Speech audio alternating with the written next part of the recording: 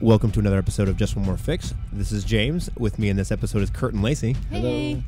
You can find us online at justonemorefix.com or on Twitter at justonemorefix. If you like us, head over to iTunes or to Google and give us a rating and a comment. This is episode number 3, and in this episode we continue on our Zero to Play, and we're going to talk about distilling ideas and planning for games. And now, it's time to get our gaming fix.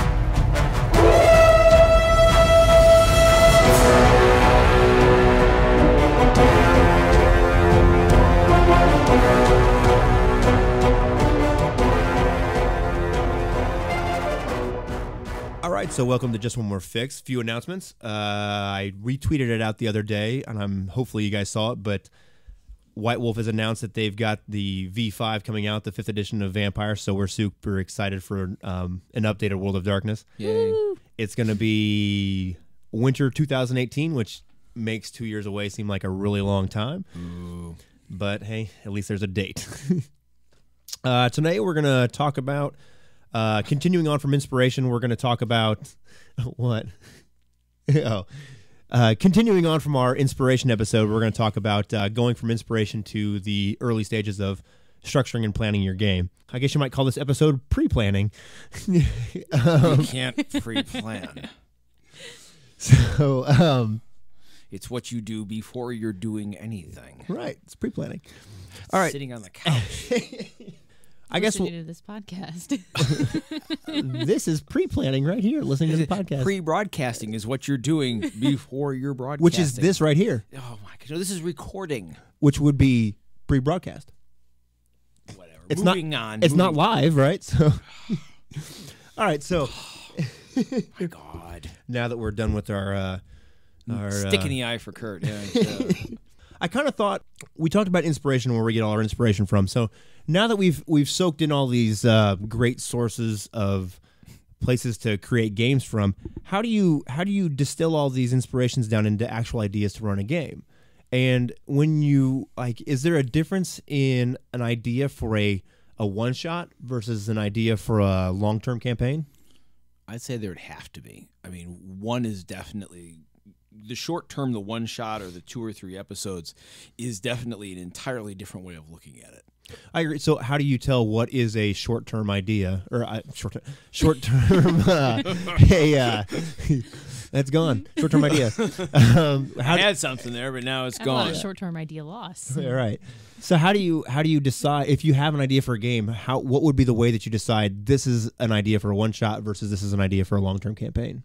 Well, for me, a lot of the short-term stuff that I've done has honestly come from the indie press booth, from the simple fact that it's genre-specific.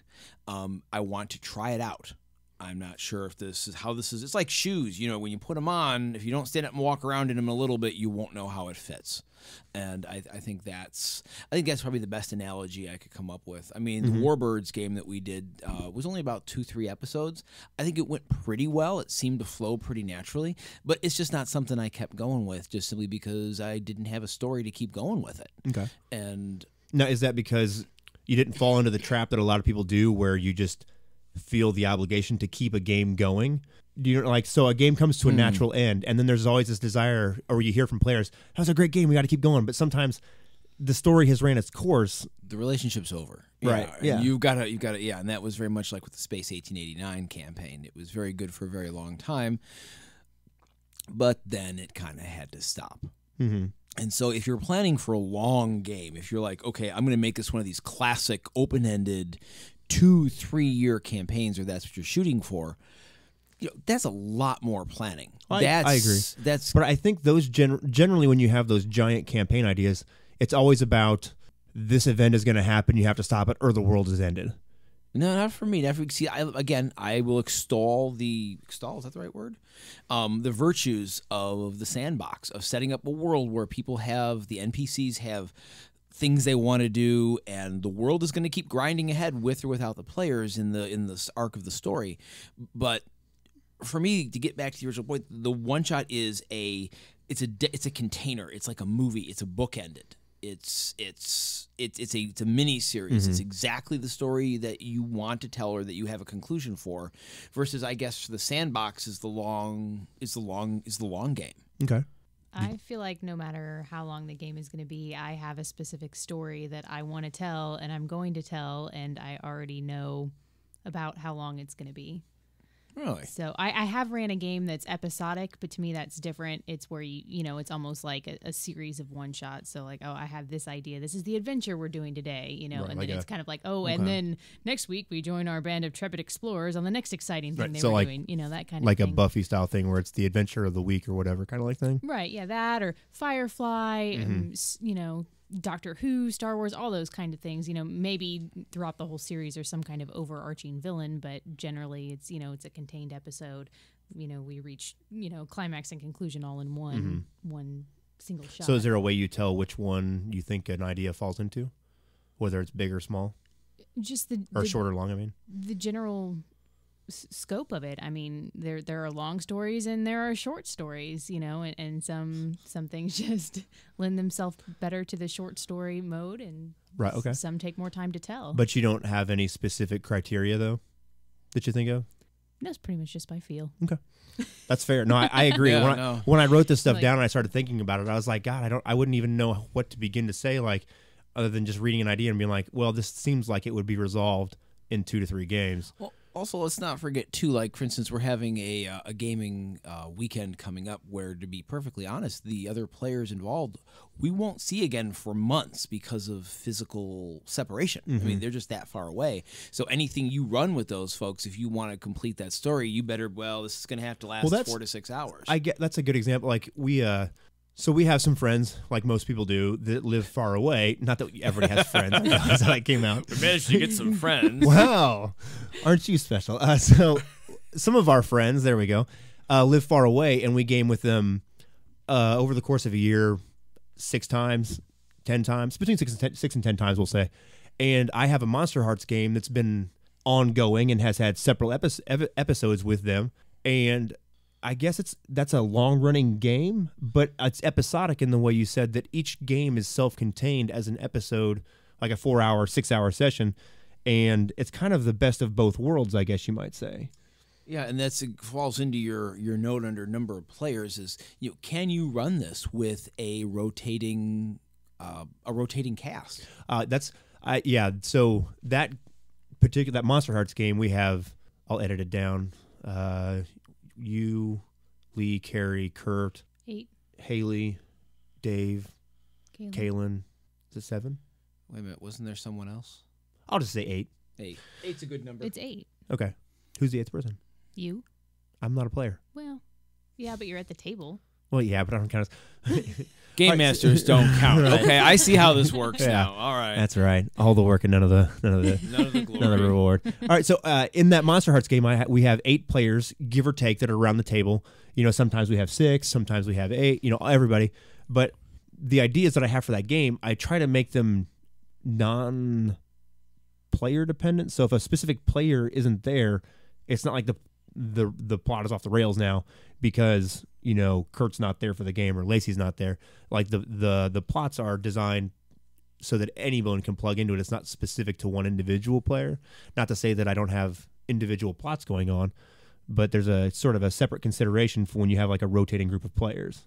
I think that has to do too with just a larger player base. So the fewer players you have in a game, the more important each individual becomes to that's that very true. I story didn't think because about that. they're occupying just a larger percentage Right. of So the if time. you've got a game with 2 players in it and one of them's not there, it's kind of like it's kind half of a the big deal. cast is gone. Yeah, it becomes an issue Well, and unless you're doing a solo. Yeah. The division of skills is broken up that way too. So like your Trail of Cthulhu game, it becomes more important.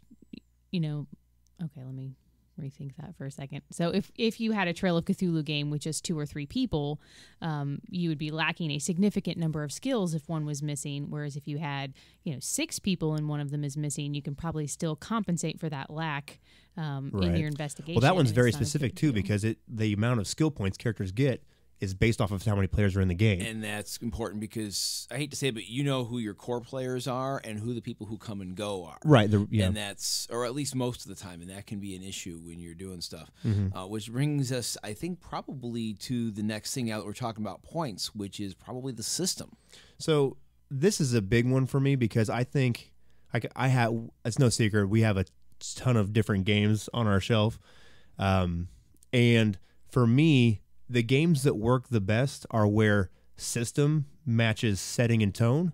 Because I agree. When I first got what is now the first edition, used to be the only edition, but the first edition of 7C, when I first got that, I read it and was like, oh my God, this is so different. And that's a game where 100% the system matches the setting, and the game really shines because of it. And we were talked about it when they put out the D20 Swashbuckling, which is supposed to be the same world. It's just not the same at all. Mouse Guard. Yeah. I don't see that working without a lot of shoehorning, making Mouse Guard work in anything but Mouse Guard. Well, yeah, it's like you don't have the vulnerability of a mouse if you're running around as a 20th level barbarian mouse. Like, it's just not compelling. You know what I mean? Yeah. It's very true. So is there, I guess, when you have an idea of a game you want to run, do you have those, like, do you have a system in mind when you come up with these ideas for games? No. No? I do. I start with an idea and then I figure out which system it fits best into. Well, yes, yeah, because you have to. It's like deciding on the world you want and then trying to find the physics that work best. Mm-hmm. Right, exactly. So, and then some of that too is more like even beyond the world. What kind of story you're telling? You know, are you guys epic heroes? Are you, people that are more vulnerable to the world around you, or less so? And then you kind of. The system fits in from there. Does that develop organically? Like when you have I'm the not idea, sure what you mean. Like, well, when you have the idea, carbon based, is that a carbon based development? Yes. Is it free range ideas? So when you have an idea for a game, does it does the system you want, like, does the idea just lead you into a specific system? Or do you know what I mean? Or do you try that idea on with, like, how would this game run with D20? How would this game run with the World of Darkness system? How would this game run with... That's probably more the way I would look at it, because, D20 back in the day, the 3.5 SRD, whatever that thing was called, tried to be a little bit of everything to everyone. Right. And in that sense, I think it fails because it's just like GURPS. The reason why, at least in my mind, GURPS didn't take over the universe, well, one, you needed a certified public accountant in order to make a character. And two, if you're everything to everyone, then you can't be absolutely something, to one thing. And while I think that those universal systems do have their strength, there's a reason why that they're not ubiquitous, and I think. So, do you look for something that's more stylized to what you're doing? Something with high specificity. Yeah, it has to. The more I do this now, the more I think that if you have a world that you're trying to evoke a certain flavor, like with World of Darkness, okay, you want something that if you're the humans, it's much more deadly. That's what you need. In Fate, apparently, it's almost impossible to die. I mean, you can get shot and not die. Right. In reality, if you put a 45 slug into somebody, that's pretty much lights out. And then, swords are a great example that I find that even in Dungeons & Dragons, a sword is basically a 36-inch long double-bladed butcher knife that weighs 2.5 pounds. Anything that comes into contact with that should die relatively quickly. But I think if you think of it in terms of, if you watch Conan, right, which I know you love so much, like, there's lots of sword chopping, and unless you're like the henchman level characters, they just sort of you could hit them in the head with a frying pan, they go down. But Conan, he gets hit and whacked and all this kind of stuff, and doesn't never stops. And you compare that to Kingdom of Heaven, we'll say. That's like people get stabbed and they just die. That's how it works. That would be like your Game of Thrones system versus your Burning Wheel system. But that's what, like, it's sort of like, I don't think that's. How do I say? Well, Burning Wheel has the mechanic for like a group fight. What do they call it? Bloody versus. Bloody versus. Test. That's it. Thank you. Where Burning Wheel has the bloody versus test for when you're fighting the, where you want to summarize down really quick and it's not the epic battle. Whereas Game of Thrones, everyone, even the peasant on the street has the potential to end your life. Right. Which again, it depends on what kind of story you're trying to tell. Which is my point. Where it's like I like the systems that are specific to the universe. But I feel like what you're talking about is more of a crunch versus narrative argument as opposed to, because you could have a crunchy system that is heroic, 3.5 being my finest example, that you could 2-player characters of a sufficiently high level with enough armor can slot, just smack each other for a half an hour of, Right. of like 3 seconds of actual real time. So you can tell the same epic story with 3.5 Dungeons and Dragons that you can tell with Fate. One would be more narrative and one would be more crunchy, but the result would still be the epic same. characters that Right. are, you know, Versus not World vulnerable. of Darkness, where you get hit by 545 caliber slugs. My guess is that pretty That's much not if gonna be you're a 5. normal human, that ends your day. Yeah, it's not gonna be 5. It's probably like 2. So, so far we're talking about system as far as, I guess, likelihood of demise. What about when you're looking at social context? Is there something system specific that you look at for that? You know, so maybe I'm not telling an epic sword fight story. Oh my God, you hit my Achilles How do heel. you So how well, do you incorporate this is- system with that? But this is a great example of like Fate. Their conflict resolution. It's not a combat system. It's just conflict resolution. No matter what you're doing, it still involves stress and consequences. Whether you're and they have a very simple and combat system or social combat system. Same way Burning Wheel does. They have the Duel of Wits. It works a little differently, but it's still the exact same thing. You know, same style of conflict resolution as your fight. You know, fight with an exclamation point. You know, resolution. And I think that certain games like 3.5 isn't designed for a robust social conflict system. It's you know, you have diplomacy and intimidate, and it's basically a skill check. Now that's easily hackable. I mean, like that depends on the, you know, like if you want to emphasize that in your D20, that's great. But it's not. It's Right, 'cause the you system. also have things like performance Right. and bluff, But the system and isn't all of inherently- those other social traits that just Yeah. aren't played up like that. The system isn't inherently designed to do that, though. Like it's the system out the gate doesn't support social combat. It's designed to kill monsters and take their loot. Well, yeah. That's the point behind Dungeons Right. and Dragons. Right, but I think that's originally. I think that's a thing where it comes down to choosing the right system, though, because if you want to run a highly political game, then you need to. It helps to choose a system that supports that. So what I talked about with 7C, when you have a system that reinforces the themes and tone of your game, that's, you know, like where the rubber meets road. Then it really shines. I know, and that's where I've always struggled. I mean, I know the Aces and Eights system had a great system for jury trials about how to convince the jurors one way or the other, and you would move dice back and forth. I never really got to integrate that into anything, but I thought to myself, God, because when you stab something, you've either stabbed it with a sword or you haven't. Right. Okay. Interpersonal relationships are definitely a lot more subtle, and I know in the homebrew game that I had, I would have little just literally hash marks down good, bad, and if the good outweighed the bad, then they were for you. And the more, if it was double the good than the bad, then they were really for you. And I would do you know, there were obviously NPCs that would die for you, and there were some that wanted to slit your throats. So hashtag social battle. Yeah, and so All right, so obviously then that did you means just really say that just now? I sure It did. actually had just I happened. could not help it. Oh my gosh! Aces and Eights actually has that really amazing physical damage too with the with shot counter. bullseye. Yeah, so is if, very, very cool. if you guys Oh my haven't looked at gosh. Aces and Eights, the main book is extremely hard to get your hands on, but they do have the player's handbook, which is pretty easy to find.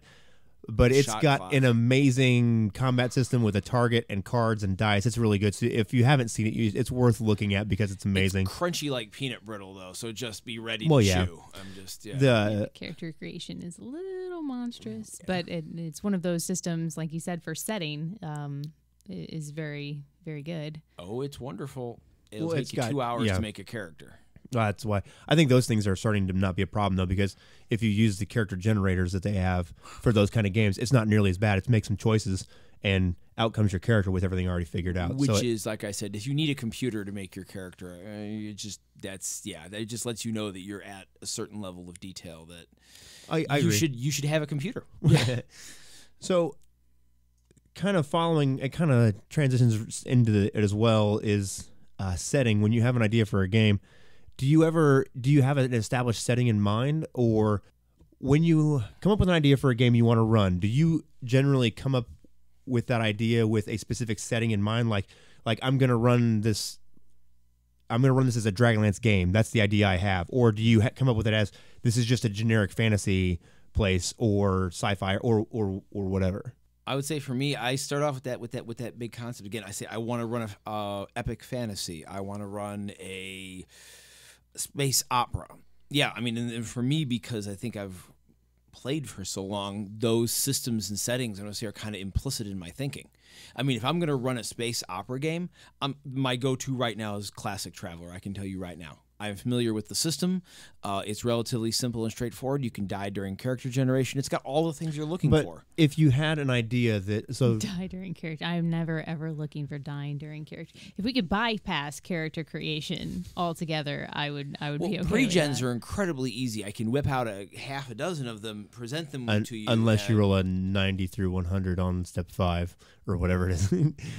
It was an 8 or better, or 6 or better on your survival roll. And a lot of times, to be honest, for folks who didn't like that sort of mini game, we just skip it. Right. I mean, it's so. I guess what I'm asking is, when you come up with a sci-fi idea, does it automatically lead you to Traveler, or do you have ideas for sci-fi games and you're like, this is definitely not in the Traveler? Traveler may not be the best example though, because there's no established world. You know what I mean? Are you talking about system again, or you're talking about setting? Well, I guess it's kind of tied together, because a lot of systems when you say are settings. Sci-fi game, I sort of assume that there will be space involved, but do you mean like specific setting points, like the Firefly universe or the Star Trek universe or something to that effect? I think depending on the intellectual property you're talking about, that system must be part of the setting, because if you're going to run like for instance, and I know I just trashed GURPS, but now I'm going to praise it. I should go into politics. So their space, their GURP space thing has a great. Actually, I feel like I should interrupt you for no reason right now. Speaking of politics, go ahead. Okay, so they've got a great system that uses some pretty crunchy stuff. I mean, they're talking about each tank is worth so many 100 kilometers per second of delta V if you're using this kind of drive, and it can get really crunchy really quick. If you wanted to do a harder sci-fi universe, that would be a great supplement to steal from. Mm-hmm. I'm not sure if you want to use the whole GURP system, simply again because I like to tell stories. I might lay that over my Traveler game mechanic, because to be honest, a lot of that stuff is universal, or not universal, but can be easily bolted on, because it's not system specific. But when you tell me you want to run a type of story, the system is going to dictate whether or not you could do that. Because if you want to do zombie survival horror, I'm guessing you don't want to use Fate. You probably could. I agree. Well, that's where the system doesn't shoehorning. You can shoehorn anything. Well, the system doesn't reinforce the themes of the game. Zombie survival horror would be about the risk of dying, and in Fate, you're a hyper competent, hero. I would say, again, though, that would depend on the kind of story that you're wanting to tell. So perhaps I'm wanting to tell a story about epic heroes with a zombie backdrop, as opposed to telling stories about the gritty, risk of death zombie world. So you could frame it either way. It's based on the kind of story you want to tell. To be fair, most people think of, when you talk about zombie survival horror, people think of Walking Dead. And I know you're arguing that you wouldn't want to use Fate, but I might even go so far as to say, as they get ready to start season 7, maybe they are using Fate. Right, they are now. That's exactly what I'm saying. So, if only your secondary characters are dying, maybe you're telling a Fate story. Correct. I see what you're saying. All I'm going to say for me is that I take the world and I say, okay, what physics, what system do I need to make it happen? And because I want to tell this kind of story, I start from that big, I want to tell a Tolkien-esque story. I want space opera. I want gritty sci-fi. What system can I use to make that happen? Or what combination? Because I'll steal from different systems. I think it's important, too, what system you're picking for your players, because that gives them also an idea of what sort of... I think the system is important for the players, too, because when you tell me what kind of system your game is running, it gives me a feel for exactly what we're talking about. It gives you certain expectations. Right. Yeah, it sets those expectations as to my likelihood of death. And so let me ask you this then. Have you come up with an idea for a game and you didn't think that any of the systems that you were familiar with suited that game very well, and then decided, I heard about this system, I heard about Fate, we'll say, and then decided I'm going to go learn Fate to run this game? I have sure tried.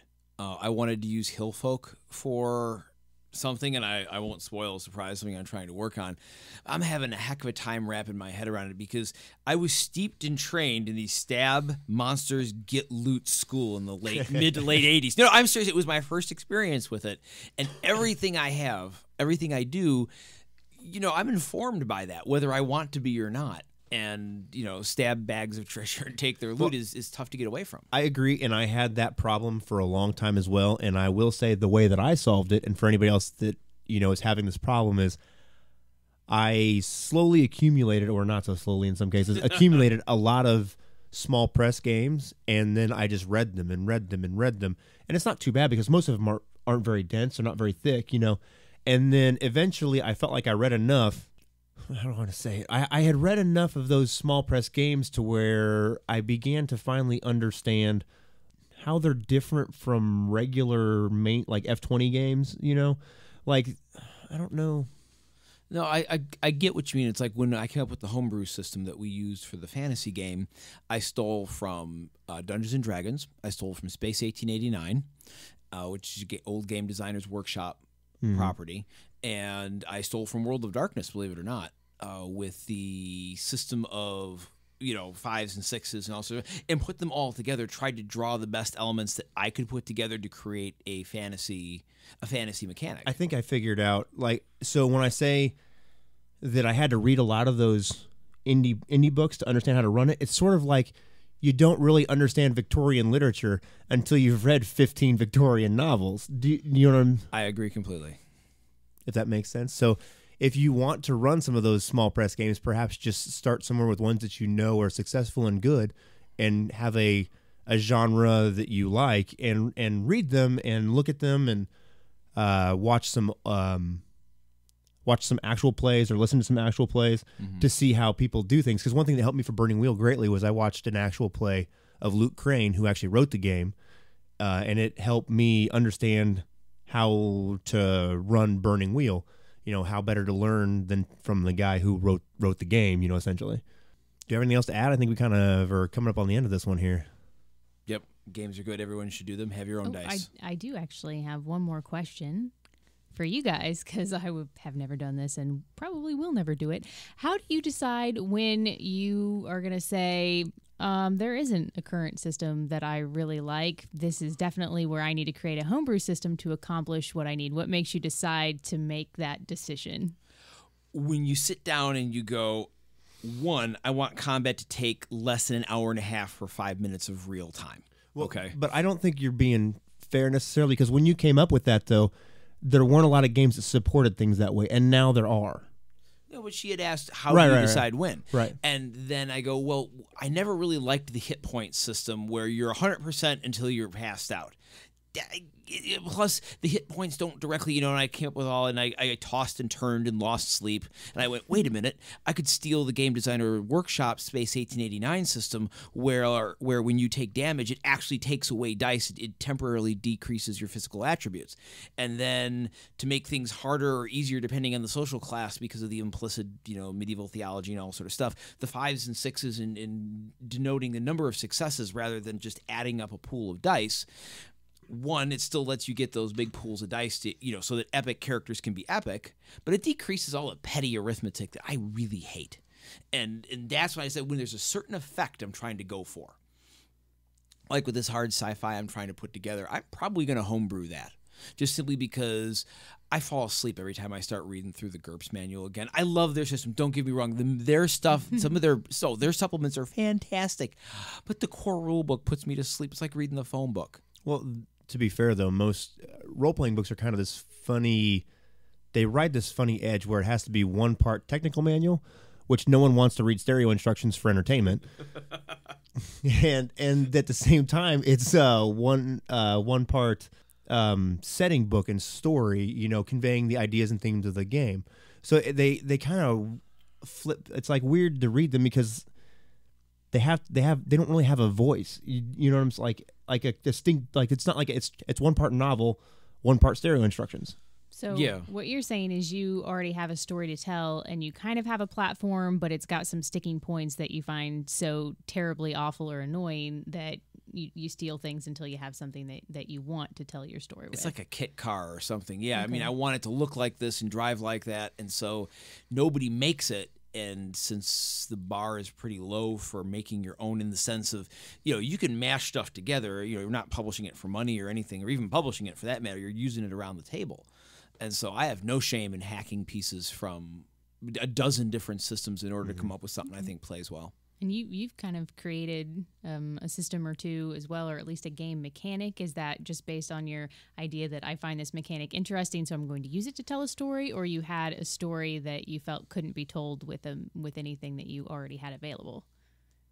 Well, I'll tell you what it looks like. What are you? What's this? What are you talking The about? tarot The card tarot card system. thing. Okay, I didn't know if you were talking about So- something else though too. So Anywhere else it's relevant, really. Just I'm just trying to think. Just I was curious. Like, besides that, I was like, is there anything else that? Well, so I'm currently working on a homebrew thing that involves using tarot cards for the resolution mechanic. Yeah. And I think for me, I started coming up with the idea because I like the idea of using something for resolution besides dice. I think it's interesting and compelling in different ways where we're kind of going on. I guess this is like almost like a second topic almost, but like I like the idea of being able to choose when you fail. I think that creates interesting situations, especially if you're playing in more of a narrative style game, that I can choose that this decision, if I succeed, well, that's a little interesting, but if I fail right now, that's much more interesting for the storyline.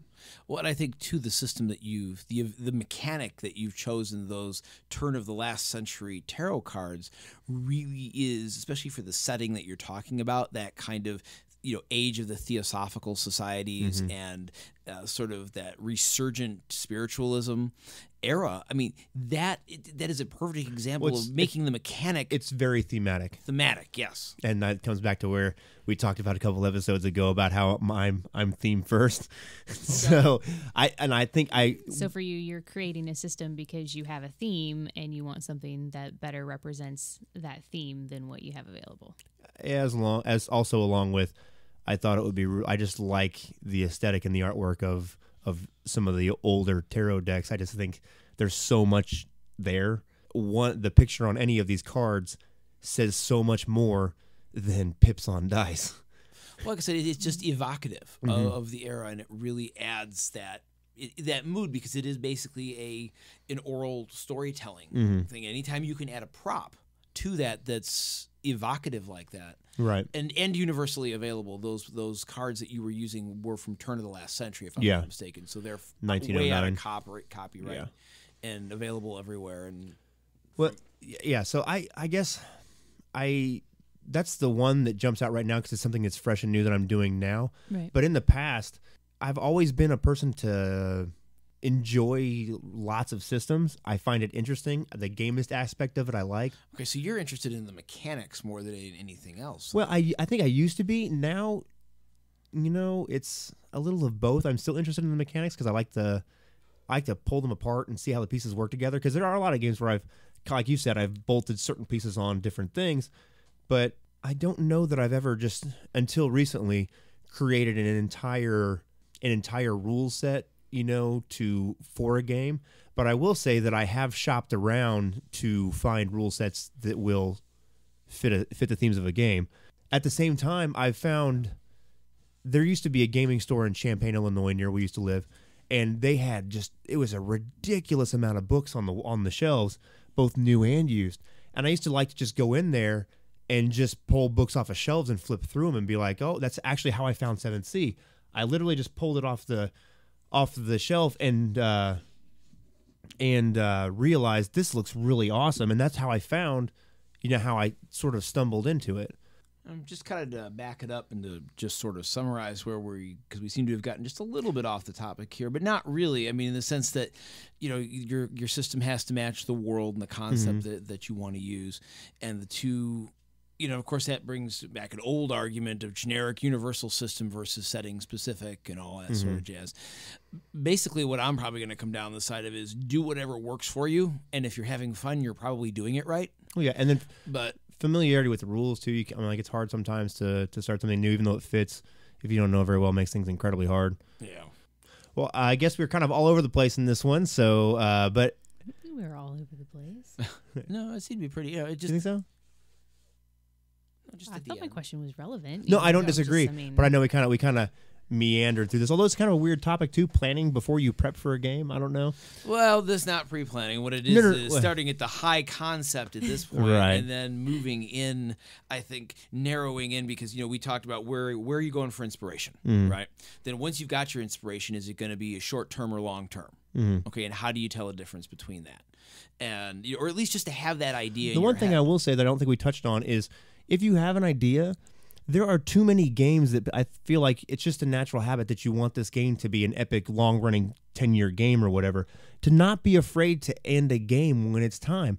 We see talk about all kinds of TV series. This and is they're my pet peeve as a gamer. Games without an end. well, yeah, well, like you just idle on, And it is forever. the one thing that I'm pretty good at when I GM. I mean, we've dropped a couple games. It was more because I didn't feel like there was an interest in taking it further. But when I sit down and I create a game, I have an end. right.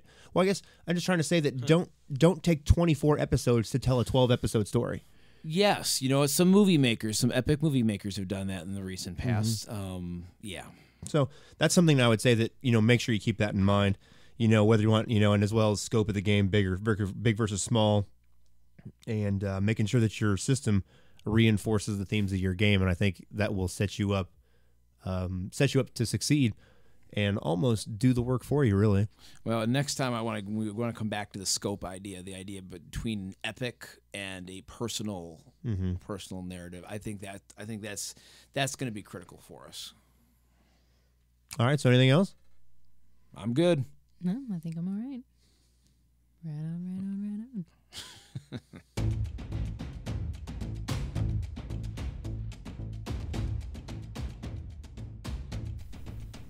Thanks for listening. This has been another episode of Just One More Fix.